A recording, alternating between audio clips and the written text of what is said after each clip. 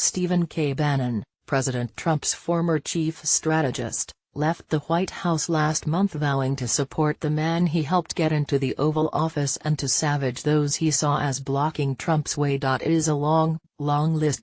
In an interview with CBS 60 Minutes, Bannon exacted revenge on a host of people, both Trump supporters and advisors as well as outsiders who never warmed to the president during last year's campaign. Of House Speaker Paul D. Ryan and Senate Leader Mitch McConnell, who have tried to work with the president despite long-standing concerns. They do not want Donald Trump's populist, economic nationalist agenda to be implemented. It's as obvious as night follows day. Of the national security team that helped the last Republican president, George W. Bush, and who have been critical of Trump, I hold these people in contempt, total and complete contempt. They're idiots and they've gotten us in this situation, and they question a good man like Donald Trump.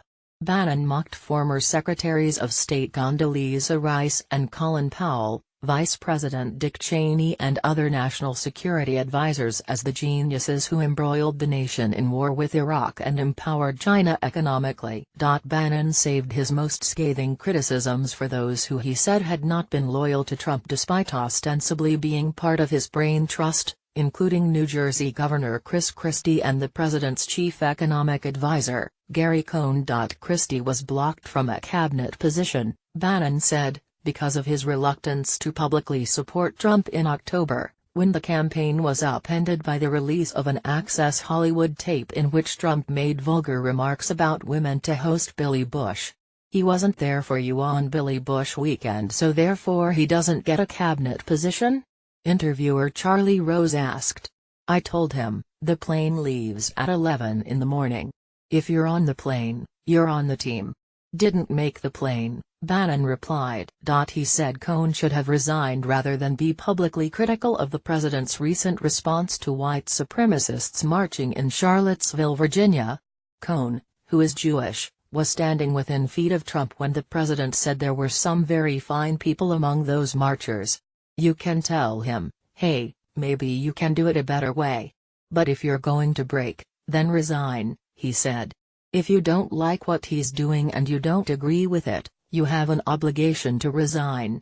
Bannon brushed aside mention of Trump's failures, saying Rose was holding him to an unfair standard by judging Trump only months into his presidency. But he predicted trouble ahead over Trump's decision to rescind in 6 months the Deferred Action for Childhood Arrivals program, which protected from deportation young immigrants brought to the country by their parents.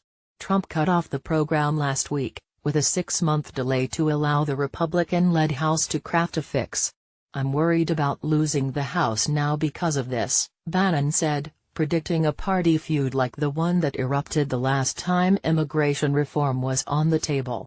And my fear is that with this 6 months downrange, if we have another if this goes all the way down to its logical conclusion, in February and March, it will be a civil war inside the Republican Party that will be every bit as vitriolic as 2013. And to me, doing that in the springboard of primary season for 2018 is extremely unwise. Bannon said he wanted Trump to go full bore and focus on the American citizens.